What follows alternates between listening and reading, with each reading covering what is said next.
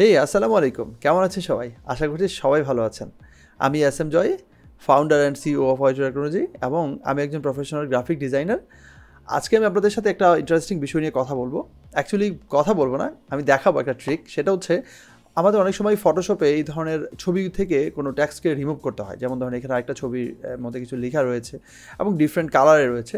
So অনেক সময় এই লেখাগুলোকে বা ট্যাক্সগুলোকে আমাদের রিমুভ করতে হলে আমরা কিন্তু অ্যাজ ইউজুয়াল যে প্রসেসটা আমরা জানি, যে আমরা এটাকে সিলেক্ট করবো অ্যান্ড দেন সেটাকে আমরা এখানে যাবো হচ্ছে ফিলে, এডিটে, দেন হচ্ছে এখানে ফিল অ্যান্ড দেন হচ্ছে কন্টেন্ট ইয়ে রেখে দেন ওকে দিব। সো এই প্রসেসটাতে আমরা ট্রাই করি, বাট এই প্রসেসটা কিন্তু সবসময় অ্যাপ্রোপ্রিয়েটলি হয় না। যেমন দেখেন এখানে চুলগুলো এখানে চলে আসছে, মানে ইটসগুলো নড়ে গেছে। সো এটা একটা অকওয়ার্ড একটা ব্যাপার, বা একটা মানে পুরো জিনিসটি আসলে একটা নষ্ট হয়ে যায়। সো ছবিটা আসলে প্রপারলি আমরা রিমুভ করতে পারি না এই ট্যাক্সগুলোকে।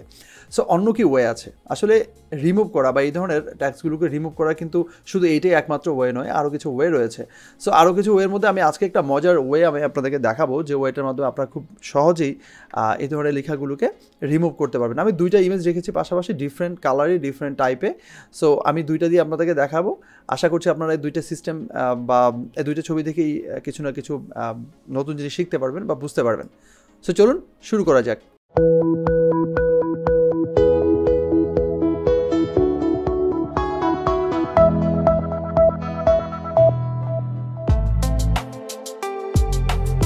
Welcome back once again. So as usual এই লেখাটাকে সিলেক্ট করার জন্য বা লেখাটাকে রিমুভ করার জন্য আমরা নর্মালি সিলেকশন টুল দিয়ে বা রেক্টেঙ্গেল যে আপনার মার্কেট টুল রয়েছে সেই মার্কেট টুল দিয়ে আমরা জাস্ট এটাকে সিলেক্ট করি। সো আমি এতটুকু সিলেক্ট করলাম অ্যান্ড দেন যেটা করব, আমরা জাস্ট যাবো হচ্ছে সিলেক্টে and then colour range. So colour range থেকে আমি জাস্ট এটাকে পিক করব, আমার যেখানে আইড্রপার রয়েছে। সো আমি হোয়াইট কালারটাকে পিক করব অ্যান্ড দেন এখান থেকে আমি জাস্ট চুজ করবো হচ্ছে আমার হোয়াইট কালারটা প্রপারলি যাতে হয়। আমি আমার মনে হচ্ছে এতটুকু ঠিক আছে। আমরা দুই একবার এক্সপেরিমেন্ট করতে পারি যে আসলে কোনটা বেটার। আমার মনে হচ্ছে যে এই জায়গায় ঠিক আছে। Okay fine. সো এখানে ওকে দিলাম। এবার এইটুকু সিলেক্ট হয়ে গেল, হ্যাঁ। অ্যান্ড দেন আমরা একটু এক্সট্রা এরিয়া নেওয়ার জন্য যেটা করবো সেটা হচ্ছে আবারও যাবো সিলেক্টে, তার হচ্ছে modify and then expand.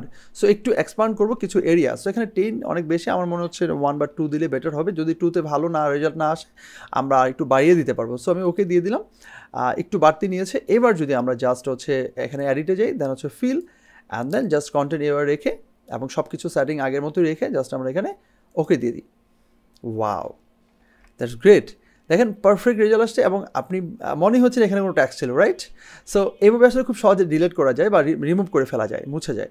So আমরা পরের ছবিটা একটু দেখি। এখানে আমি অ্যাজ ইউজুয়াল আমি হচ্ছে আমার রেক্টেঙ্গেল সিলেকশন টুলতে আমি সিলেক্ট করবো এবং বডির এই জায়গায় একটা লেখা আছে সেটা আমি সিলেক্ট করে নিলাম এবং যথারীতি আমি আবারও যাবো সিলেক্ট অ্যান্ড দেন আবারও কালার রেঞ্জ অ্যান্ড দেন আমি আবারও পিক করবো হচ্ছে হোয়াইট কালারটাকে। দেন হচ্ছে আমি এখান থেকে চুজ করে নেবো যে কোন জায়গাটা আমার মনে হচ্ছে যে আমি জাস্ট দেখবো যে আমার লেখাটা অ্যাপ্রোপ্রিয়েটলি আসলে সিলেক্ট হয়েছে কিনা। সো আমি দেখতে পাচ্ছি পুরো লেখাটা এখানে প্রপারলি সিলেক্ট হয়েছে বা কালারটা চুজ করতে পেরেছি আমি। অ্যান্ড দেন ওকে দিব। অ্যাজ ইউজুয়াল এখানে আবারও আমরা যাবো হচ্ছে সিলেক্টে অ্যান্ড দেন আবার যাবো হচ্ছে মডিফাই, দেন আবার হচ্ছে এক্সপান্ড।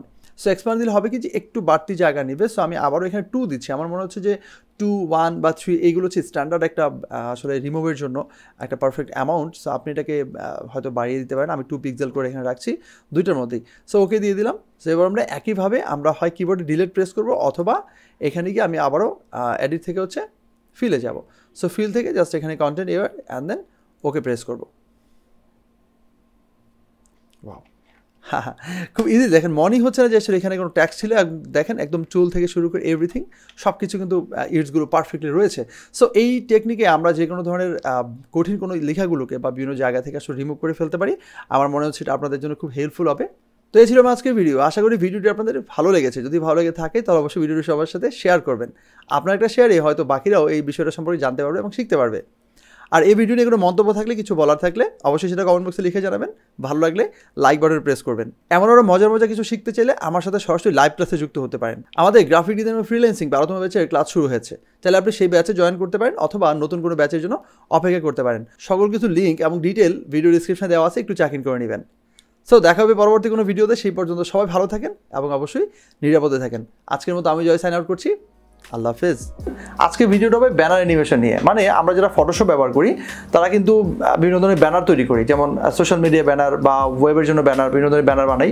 কিন্তু আমরা হয়তো অনেকে জানি না যে ফটোশপ দিয়ে কিন্তু আপনি অ্যানিমেশনের মাধ্যমে বা অ্যানিমেটেড ব্যানার বানাতে পারেন। ফটোশপ দিয়ে একটা ব্যানারকে কী করে আপনি অ্যানিমেট করবেন এবং সেটা কীভাবে আসলে আপনি গুগলে আপলোড করবেন বা গুগলে আসলে সাবমিট করতে পারবেন সেই বিষয়ে কথা বলবো।